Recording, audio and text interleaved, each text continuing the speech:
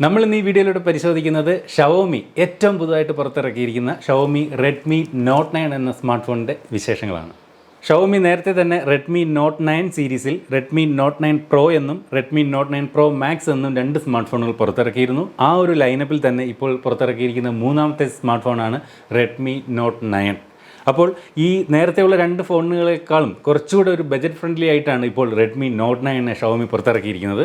അധികം ദീർപ്പിക്കാതെ നമുക്ക് Redmi note 9 എന്ന ഫോണിൻ്റെ ഈ ഒരു ബോക്സിനോടൊപ്പം എന്തൊക്കെയാണ് വരുന്നതെന്നും എന്തൊക്കെയാണ് ഈ ഒരു ഫോണിൻ്റെ വിശേഷങ്ങളെന്നും പരിശോധിക്കാം. അപ്പോൾ ഇതുപോലെ ഒരു ബോക്സിനകത്താണ് നമുക്ക് ഇത് കൊറിയർ തന്നെ വന്നത്. ആ ബോക്സ് ഉൾപ്പെടെ പൊട്ടിക്കണം. Redmi note 9. അപ്പോൾ ഈ ഒരു ബോക്സിൻ്റെ ഏറ്റവും മുകളിലായിട്ട് India's number 1 smart phone brand എന്ന് എഴുതിയിട്ടുണ്ട്. ഇതൊരു 6GB റാം 128GB വേരിയൻ്റ് ആണെന്നും ഷവോമിയുടെ ലോഗോ കൊടുത്തിട്ടുണ്ട്. റെഡ്മി നോട്ട് 9 എന്ന് എഴുതിയിട്ടുണ്ട്. 48MB AI quad camera setup ഉണ്ട് എന്നും പറയുന്നുണ്ട്. അതുപോലെ ബാക്ക് സൈഡിലേക്ക് നോക്കിക്കഴിഞ്ഞാൽ ഇതുപോലെ 48MB AI quad camera, high performance Helio G85 പ്രോസസ്സറാണെന്ന് പറയുന്നു. Full HD+ display, 5020 mAh battery. അതുപോലെ ഇതിൻ്റെ ഒരു കളർ വേരിയൻറ്റ് ആർട്ടിക് വൈറ്റ് ആണെന്നും 6GB റാം 128GB ആണെന്നും പറയുന്നുണ്ട്. എനിവേ നമുക്ക് ദീർഘിപ്പിക്കാതെ ഫോൺ അൺബോക്സ് ചെയ്യാം. അപ്പോൾ ഇതുപോലൊരു ബോക്സ് വന്നിട്ടുണ്ട്. അതിനകത്ത് ഇവിടെ ആയിട്ട് ഇതുപോലെ സിം ഇജക്ടർ പിൻ, ഇതിൻ്റെ ഒരു യൂസർ ഗൈഡ്, ഒരു TPU കേസ്. നല്ല ക്വാളിറ്റിയുള്ള കേസാണ്, കുഴപ്പമില്ല. ക്രിസ്റ്റൽ ക്ലിയർ ആയിട്ടുള്ള TPU കേസ്. ഇതായിരിക്കുന്നു നമ്മുടെ ഫോൺ. തൽക്കാലം മാറ്റി വയ്ക്കുന്നു. ചാർജിങ്ങിനായിട്ട് USB Type-C കേബിൾ, ചാർജർ. ഈ ചാർജർ എന്ന് പറയുന്നത് 22.5 വാട്ടിൻ്റെ ഫാസ്റ്റ് ചാർജറാണ്. ആദ്യമായിട്ടാണ് ഇത്തരത്തിലൊരു 0.5 എന്ന് അവസാനിക്കുന്ന രീതിയിലൊരു ചാർജർ നമ്മുടെ ചാനലിലൂടെ അൺബോക്സ് ചെയ്യുന്നത്. അപ്പോൾ ഇത്രയും കാര്യങ്ങളാണ് ഈ ഫോണിൻ്റെ ബോക്സിനകത്തുള്ളത്. ഹെഡ്സെറ്റ് ബോക്സിനോടൊപ്പം ഇല്ല, അതിപ്പോൾ വരുന്ന മിക്ക ഫോണുകളിലും നൽകാറില്ല. അപ്പോൾ ഇതെല്ലാം മാറ്റി വയ്ക്കുന്നു. അടുത്തായിട്ട് നമ്മുടെ ഫോൺ നോക്കാം. ഇതായിരിക്കുന്നു നമ്മുടെ റെഡ്മി നോട്ട് 9. നല്ല മികച്ച ഒരു കളർ പാറ്റേൺ, വ്യത്യസ്തമായിട്ടുള്ളൊരു കളർ. ആർട്ടിക് വൈറ്റ് എന്നാണ് ഈ ഒരു കളർ വേരിയൻറ്റിൻ്റെ പേര്. അപ്പോൾ ഇതിനകത്തൊരു രണ്ട് കളറിൻ്റെ ഒരു ഗ്രേഡിയൻ്റ് ഫീലാണ് നമുക്ക് കാണാവുന്നത്. ഒരു വൈറ്റിൽ തുടങ്ങി ലൈറ്റ് ബ്ലൂ ആയിട്ട് വന്നിട്ട് ഒരു ചെറിയൊരു പർപ്പിൾ കളറിലേക്ക് മാറുന്ന രീതിയിലുള്ളൊരു ഗ്രേഡിയൻ്റ് ടൈപ്പാണ് നമുക്ക് ഇതിൻ്റെ ബാക്ക് കളർ കാണാൻ സാധിക്കുന്നത്. ഫോണിൻ്റെ ബാക്കിലായിട്ട് ഇത്തരത്തിൽ 4 ക്യാമറകൾ, അതൊരു സ്പെഷ്യൽ ഡിസൈനിലാണ് കൊടുത്തിരിക്കുന്നത്. അതുപോലെ ഇവിടെ ആയിട്ടാണ് ഫിംഗർ പ്രിൻറ്റ് സെൻസർ നൽകിയിട്ടുള്ളത്. ഇവിടെ LED ഫ്ലാഷ് ലൈറ്റ് കാണാം. ഏറ്റവും താഴെയായിട്ട് ഇത്തരത്തിൽ റെഡ്മി എന്ന് എഴുതിയിട്ടുണ്ട്. അടുത്തതായിട്ട് നമുക്ക് ഫോണൊന്ന് ഓൺ ചെയ്ത് നോക്കാം. ഓൺ ചെയ്യുമ്പോൾ ഇതുപോലെ റെഡ്മി പവേർഡ് ബൈ ആൻഡ്രോയിഡ് എന്ന് എഴുതി കാണിക്കുന്നുണ്ട്. ഇനി ഇതിൻ്റെ ഒരു ഇൻ ഹാൻഡ് ഫീലിനെ കുറിച്ച് പറഞ്ഞാൽ, ഫോണിൻ്റെ ബാക്ക് സൈഡ് പ്ലാസ്റ്റിക് കൊണ്ടാണ് തയ്യാറാക്കിയിരിക്കുന്നത്. പ്ലാസ്റ്റിക് ബോഡിയാണ്, ഗ്ലാസ് ബോഡി അല്ല. കയ്യിൽ നമ്മളിങ്ങനെ പിടിച്ചു കഴിഞ്ഞാൽ വലിയ കുഴപ്പമില്ലാത്തൊരു ഇൻ ഹാൻഡ് ഫീൽ തരുന്നുണ്ട്. കുറച്ച് വിഡ്ത്ത് കൂടുതലാണ്. അതുപോലെ ഈ ഒരു ഫോണിൻ്റെ ഭാരം എന്ന് പറയുന്നത് 199 ഗ്രാമാണ്. ഇനി ഫോണിൻ്റെ താഴേക്ക് നോക്കിക്കഴിഞ്ഞാൽ ഇവിടെ ഇതുപോലെ സ്പീക്കർ ഗ്രില്ലും USB Type-C പോർട്ടും മൈക്കും 3.5mm ഓഡിയോ ജാക്കും കാണാം. അതുകൊണ്ട് തന്നെ നമുക്ക് ഇവിടെ ഹെഡ്സെറ്റ് കണക്ട് ചെയ്യാനുള്ള ഓപ്ഷൻ ഉണ്ട്. ഫോണിൻ്റെ വലതുവശത്തേക്ക് നോക്കിക്കഴിഞ്ഞാൽ ഇതുപോലെ വോളിയം റോക്കേഴ്സും പവർ ബട്ടണും കാണാം. ഇടതുവശത്തായിട്ടാണ് സിം ട്രേ നൽകിയിരിക്കുന്നത്. ഫോണിൻ്റെ മുകളിൽ ഇതുപോലെ IR ബ്ലാസ്റ്ററും സെക്കൻഡറി നോയ്സ് ക്യാൻസലേഷൻ മൈക്കും കാണാം. ഈ ഒരു IR ബ്ലാസ്റ്റർ ഉള്ളത് കൊണ്ട് തന്നെയും നമ്മുടെ വീട്ടിലെ ഇലക്ട്രോണിക് ഉപകരണങ്ങളായ എയർ കണ്ടീഷണർ, അതുപോലെ ടെലിവിഷൻ തുടങ്ങിയവയുടെ റിമോട്ടായിട്ടും ഈ ഒരു ഫോൺ നമുക്ക് ഉപയോഗിക്കാനാകും. അടുത്തായിട്ട് നമുക്ക് ഈ ഒരു ഫോണിൻ്റെ സിം ട്രേ ഏത് ടൈപ്പാണെന്ന് നോക്കാം. ട്രിപ്പിൾ സ്ലോട്ടാണ്. അതായത് ഒരേ സമയം തന്നെ 2 നാനോ സിം കാർഡുകളും ഒരു മെമ്മറി കാർഡും ഈ ഒരു ഫോണിനകത്ത് ഉപയോഗിക്കാനാകും. ഫോണിൻ്റെ ഫിംഗർ പ്രിൻറ്റ് സംവിധാനം ഇതുപോലെ ഫോണിൻ്റെ ബാക്ക് സൈഡിലാണ്. അതൊരുവിധം നല്ല ഫാസ്റ്റായിട്ട് തന്നെ വർക്ക് ചെയ്യുന്നുണ്ട്. കാരണം നമ്മളിവിടെ അത് എൻറോൾ ചെയ്യുമ്പോൾ തന്നെ നമുക്ക് മനസ്സിലാവുന്നുണ്ട് അതിൻ്റെ ഒരു റെസ്പോൺസ്. ഇനി ഡിസ്പ്ലേയെക്കുറിച്ച് പറഞ്ഞാൽ 6.53 ഇഞ്ചിൻ്റെ IPS LCD full HD display ആണ്. ചുരുക്കി പറഞ്ഞാൽ ഇതൊരു LCD ഡിസ്പ്ലേ ആണ്, LED ഡിസ്പ്ലേ അല്ല. അതുപോലെ ഗൊറില്ല ഗ്ലാസ് 5 പ്രൊട്ടക്ഷൻ ഫോണിൻ്റെ ഡിസ്പ്ലേക്ക് നൽകിയിട്ടുമുണ്ട്. അതുകൊണ്ട് തന്നെയും ചെറിയ പോറലുകളൊന്നും ഫോണിൻ്റെ ഡിസ്പ്ലേക്ക് വരില്ലെന്ന് ആശ്വസിക്കാം. 450 നിറ്റ്സാണ് ഈ ഒരു ഫോണിൻ്റെ ബ്രൈറ്റ്നസ്. അതുകൊണ്ട് തന്നെ മികച്ച ഒരു ബ്രൈറ്റ്നസ് ഈ ഒരു ഫോണിൻ്റെ ഡിസ്പ്ലേ നൽകുന്നുണ്ട്. ഇനി ഈ ഒരു ഫോണിൻ്റെ ഓപ്പറേറ്റിംഗ് സിസ്റ്റത്തെക്കുറിച്ച് പറഞ്ഞാൽ ആൻഡ്രോയിഡ് 10 അധിഷ്ഠിതമായി ഷവോമിയുടെ സ്വന്തം യൂസർ ഇൻ്റർഫേസ് ആയിട്ടുള്ള MIUI 11 ബേസ് ചെയ്തിട്ടാണ് ഈ ഒരു ഫോൺ പ്രവർത്തിക്കുന്നത്. അടുത്തായിട്ട് ഫോണിൻ്റെ പെർഫോമൻസ് സൈഡ് നോക്കിക്കഴിഞ്ഞാൽ മീഡിയടെക്കിൻ്റെ ഹീലിയോ G85 എന്ന് പറയുന്ന ഒരു പ്രോസസ്സറാണ് ഈ ഒരു ഫോണിനകത്ത് നൽകിയിരിക്കുന്നത്. ആദ്യമായിട്ടാണ് ഇന്ത്യയിലെ ഒരു സ്മാർട്ട് ഫോണിൽ ഇത്തരത്തിൽ മീഡിയടെക്കിൻ്റെ ഹീലിയോ G85 എന്ന പ്രോസസ്സർ ഉപയോഗിക്കുന്നത്. മാത്രമല്ല ഇതിൻ്റെ റാം LPDDR4X ടൈപ്പ് റാമാണ്. 3 വേരിയൻറ്റിലാണ് ഈ ഒരു ഫോൺ ലഭ്യമാവുക. 4GB RAM 64GB internal memory variant, 4GB 128GB 6GB 128GB. അതിൽ നമ്മളിന്നിവിടെ അൺബോക്സ് ചെയ്യുന്നത് ഇതിൻ്റെ ഹയർ വേരിയൻ്റ് ആയിട്ടുള്ള 6GB RAM 128GB internal memory variant ആണ്. ഇനി ഫോണിൻ്റെ ബാറ്ററിയെക്കുറിച്ച് പറഞ്ഞാൽ 5020 mAh ബാറ്ററിയാണ് ഈ ഒരു ഫോണിന് നൽകിയിരിക്കുന്നത്. അത് ചാർജ് ചെയ്യാനായിട്ട് 22.5 വാട്ടിൻ്റെ ചാർജർ നൽകിയിട്ടുണ്ട്.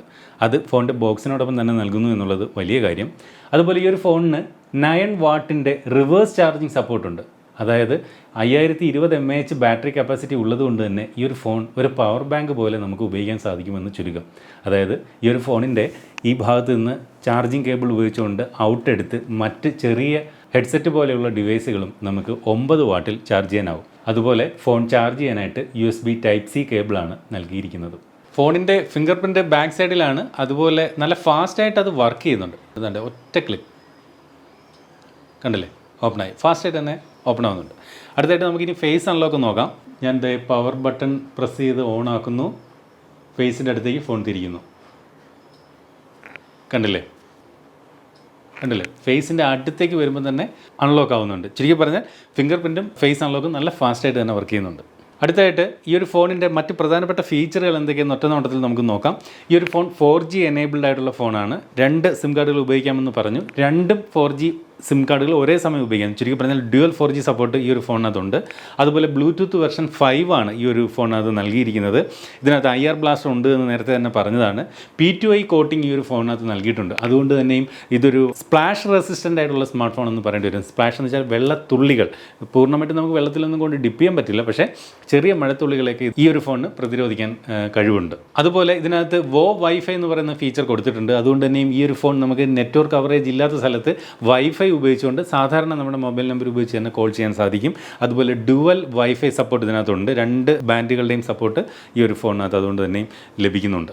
ഷവോമി ഫോണുകൾ സാധാരണ കണ്ടുവരുന്ന IR ബ്ലാസ്റ്റർ ഫോണിൽ നൽകിയിരിക്കുന്നത് കൊണ്ട് തന്നെ നമുക്ക് വേണമെങ്കിൽ നേരത്തെ ഞാൻ പറഞ്ഞ പോലെ എയർ കണ്ടീഷണറുകൾ, വീട്ടിലെ ടെലിവിഷനൊക്കെ ഈ ഒരു ഫോൺ ഉപയോഗിച്ചുകൊണ്ട് അതിൻ്റെ റിമോട്ടായിട്ട് നമുക്ക് പകരമായിട്ട് ഉപയോഗിക്കാനും സാധിക്കും. അടുത്തായിട്ട് നമുക്കിതിൻ്റെ ഓഡിയോ ക്വാളിറ്റി എത്രത്തോളം ഉണ്ട് എന്നൊന്ന് ചെക്ക് ചെയ്യേണ്ടതുണ്ട്.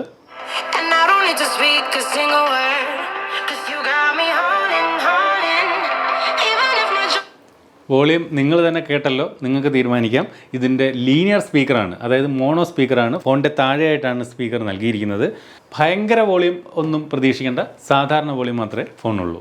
അപ്പോൾ ഫോണിന് LCD ഡിസ്പ്ലേ ആണ് നൽകിയിരിക്കുന്നതെങ്കിലും മികച്ച ഒരു വീഡിയോ ക്വാളിറ്റി ഇത് കാണുമ്പോൾ നമുക്ക് മനസ്സിലാവുന്നുണ്ട്. സാധാരണ ചില കുറഞ്ഞ ഫോണുകളുടെ ഡിസ്പ്ലേ പോലെ അല്ല ഈ ഒരു ഫോണിലത്. ഡിസ്പ്ലേ വളരെ മനോഹരമാണെന്ന് എടുത്തു പറയട്ടെ.